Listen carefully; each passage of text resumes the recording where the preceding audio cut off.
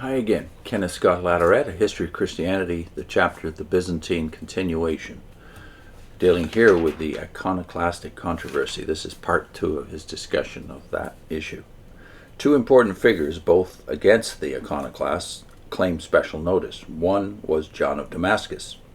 In the early days of the controversy, before he entered a monastery and while he was still a civil servant in the caliph's government, he came forward against the iconoclast position.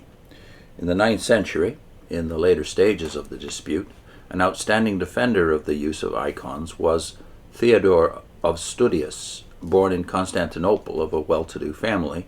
When he was 22, Theodore entered a monastery on Mount Olympus in Bithynia in Asia Minor, under the tutelage of his uncle. Eventually, he succeeded the latter as abbot. Later, he and some of his monks moved to Constantinople and entered a large monastery which had been founded in 463 by Studius. Under his leadership, that house soon attained prominence and the Studite monks became famous. There, Theodore further developed a rule which he had received from his uncle and made it into a meticulous organization of the monastic life with a rigorous discipline. Among the features which he took over from his uncle was the prohibition of receiving not only women but also female animals into the monastery, probably to discourage the breeding of animals for sale and the accompanying employment of non-monks as servants to assist in this profit-producing activity. Theodore's changes had a wide influence in Byzantine monasticism and in the lands to which Byzantine Christianity spread. Theodore took an uncompromising attitude in favor of the icons, and he and his monks were prominent in the opposition to the imperial policy. Probably this was both out of conviction that the imperial position was wrong on that particular issue, and partly from opposition to the domination of the church by the state. Theodore was persecuted, banished, and imprisoned, but the rigors to which he was subjected did not break his spirit. A scholar, a gentleman, a leader, he attracted both men and women, uncompromising, at times gloating over the disasters to the enemies of the causes which he espoused. He was also a writer of hymns and a spiritual counselor to members of both sexes. The details of the long attempt to be rid of the icons need not long detain us. The issue was raised, as we have seen, by Leo III, that is the emperor, not many years after he came to the throne. He is said to have been urged to this course by some of the bishops. An edict against the use of icons was issued in 725 or 726 and was followed by the destruction by imperial order of an image of Christ which had enjoyed great popular veneration. That act provoked a riot. In 730, a council convoked by the emperor took further measures against the icons. The Patriarch of Constantinople was deposed for refusing to concur, and one who was opposed to the icons was elevated to the see.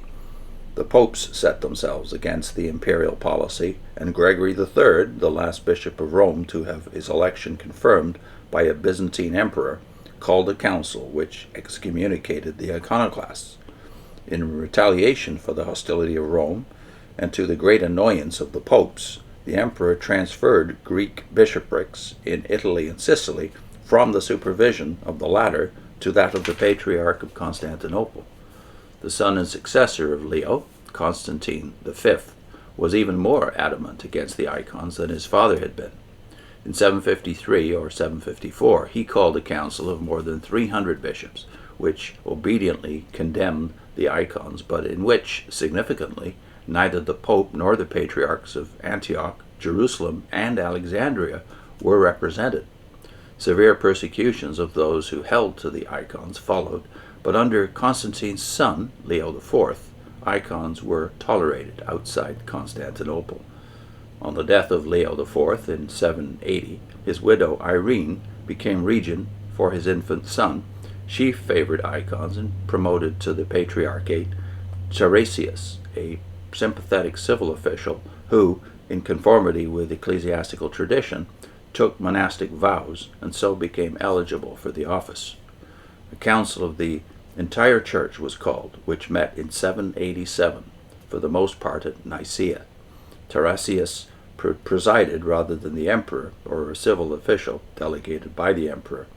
He was eager to solve the relations between church and state by having the church recognized as supreme in matters of dogma and by according to the emperor authority in ecclesiastical law and administration. The Pope was represented, and the gathering is generally regarded as the Seventh Ecumenical Council. The council approved the use of icons, but regulated the manner in which they should be honored. The council also forbade the appointment of bishops by the lay power and ordered that in each ecclesiastical province an annual synod be held. The decisions of the council did not immediately win universal acceptance. Many in the East held to their iconoclastic convictions. On the other hand, some who favored the icons, notably Theodorus Studius and his monks, were unhappy because those bishops who renounced iconoclastic views were treated leniently and were permitted to retain their posts. Even in the West, where the popes had consistently stood for the icons, in the Frankish domains, a council at Frankfurt in 794, while allowing images to be set up in the churches, forbade their veneration and denounced the findings of the Council of Nicaea. In 825, a synod in Paris condemned the Pope for assenting to the findings at Nicaea. Not until the 11th century did Northern Europe accept the Nicene gathering as the Seventh Ecumenical Council. Early in the 9th century, in 813, Leo V, the Armenian, came to the imperial throne and revived iconoclasm. However, he was much milder in his enforcement of the ban than had been some of his predecessors, and the attack was not so much on icons in general as upon some of the uses of them, especially in worship in private houses. The veneration of icons seems to have continued outside the capital, especially in Greece, the islands, and much of Asia Minor. In 842, another woman, Theodora, came to power as regent for an infant son, this time Michael III.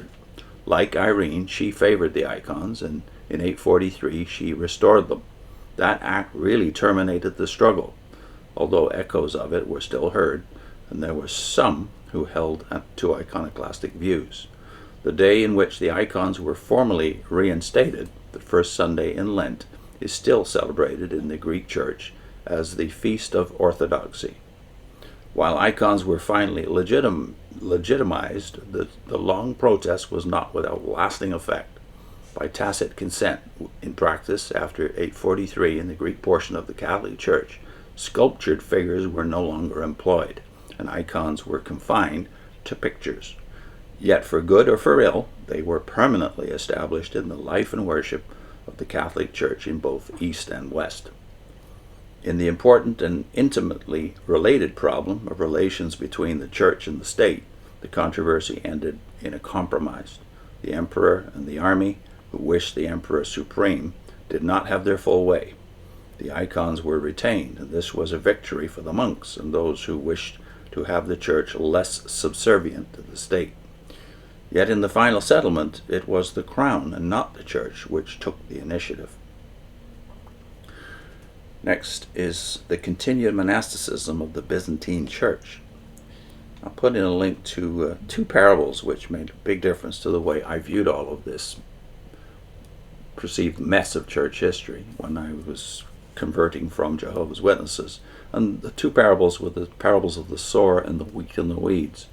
Christ is predicting, I now know, the future of the church, and it's not generally a picture that most of us are comfortable with. So the parables of the sower and the wheat and the weeds really decided us to give further consideration to the I guess the best way to think of it is to cut further slack to the church in its adventures over these 20 centuries.